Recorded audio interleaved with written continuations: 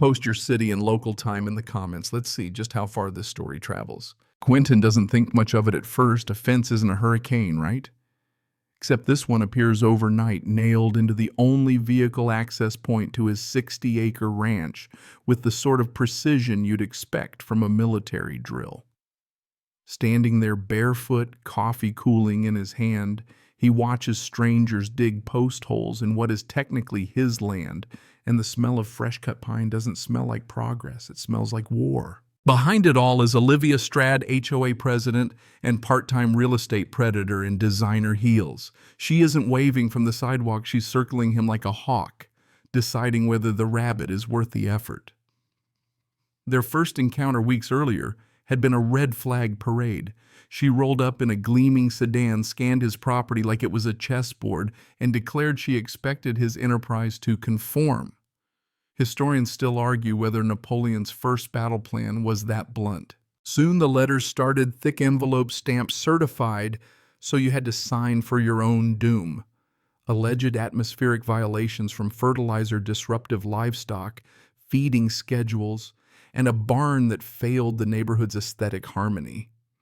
Quentin's chickens were apparently contaminating the environment simply by existing, and each accusation came with legalese sharp enough to cut wire. She escalated at HOA meetings, parading satellite photos and red-circled crime scenes to a crowd that wanted country views without country smells.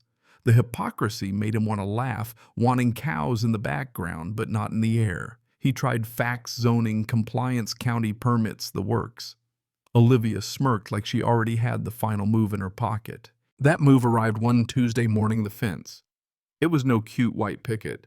It was a barricade security infrastructure paid for by $250 in special assessments from every household.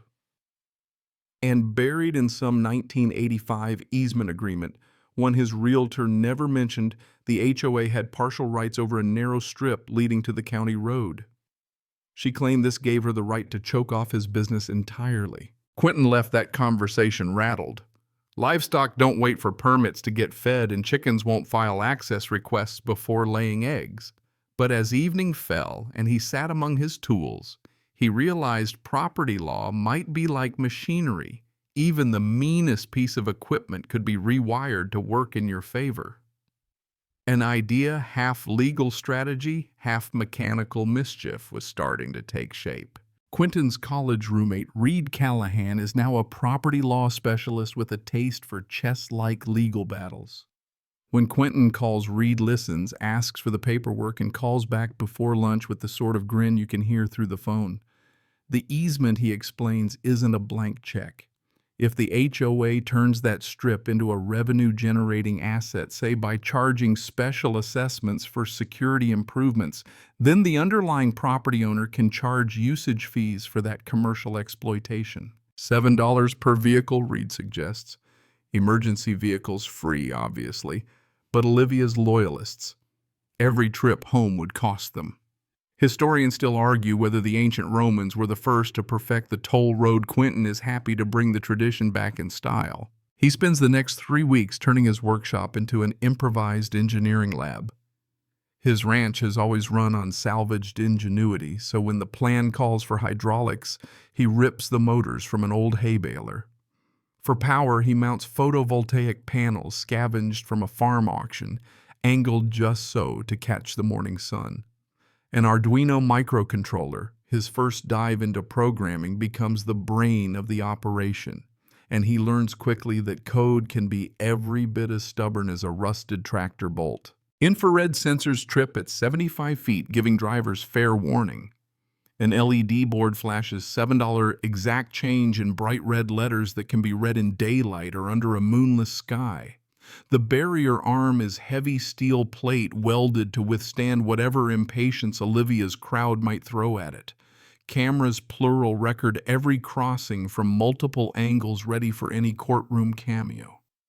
Even the signs are bulletproof metaphorically and literally.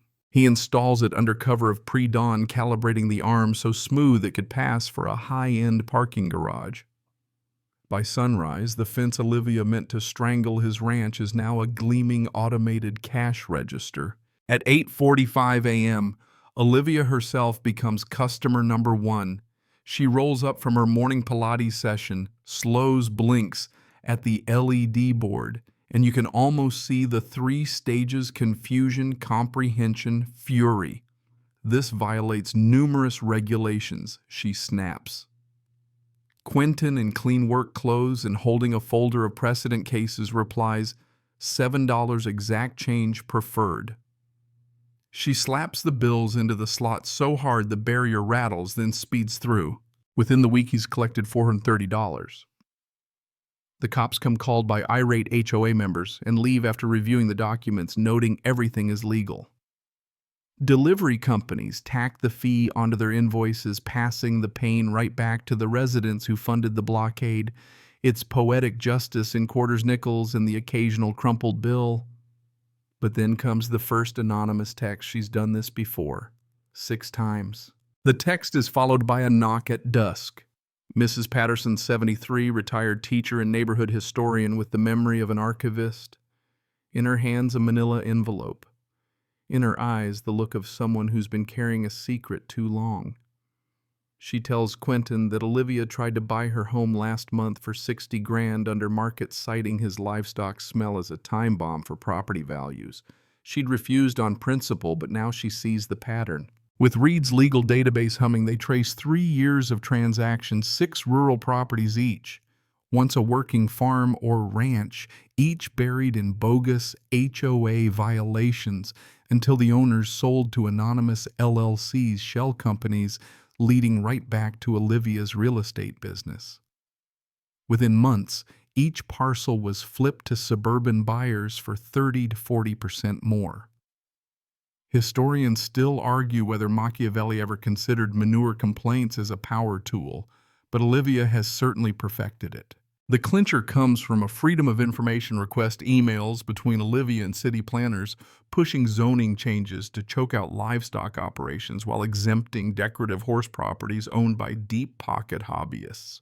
Add in $18,400 siphoned from HOA maintenance funds to cover her legal fishing trips, and the case shifts from neighborhood drama to felony embezzlement. Thursday's emergency HOA meeting is packed. Olivia at the head table, power suit, crisp slideshow cued. She opens with a polished hit piece on Quentin's agricultural hazards, manure photos and all. But when it's his turn, he plugs in his laptop and the projector throws her empire on the wall. The property flips, the shell companies, the embezzled funds. Mrs. Patterson and Carlos Martinez rise to tell their stories. The room goes from murmurs to outright gasps.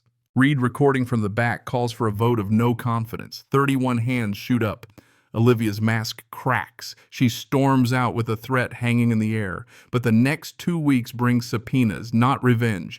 The DA files charges: embezzlement, fraud, conspiracy, tax evasion. Restitution orders gut her finances. The real estate board revokes her license, and she's banned for life from any HOA leadership. By the time a moving truck rolls away with her last box, her luxury car is repossessed. She's a cautionary tale in heels. The new board strikes a deal: $60 monthly passes for unlimited tollway access, cheaper for residents, steady income for the ranch. The farm bounces back. The chickens range free, the cattle graze without bureaucratic threat, and the tollway ranch becomes a local curiosity, drawing visitors who want to see the gate that beat an HOA. In the wind down, the story slows. Quentin walks his pastures at sunset, the barrier gleaming in the last light, a reminder that fences can be prisons or paychecks depending on who holds the keys. The air smells of grass and distant rain, the kind of peace you earn by surviving a fight you didn't pick. Rural heritage, he thinks, isn't just a postcard, it's a right worth defending. Sometimes the best revenge isn't getting even. It's getting paid while justice runs its course quietly in the background like a well-oiled machine.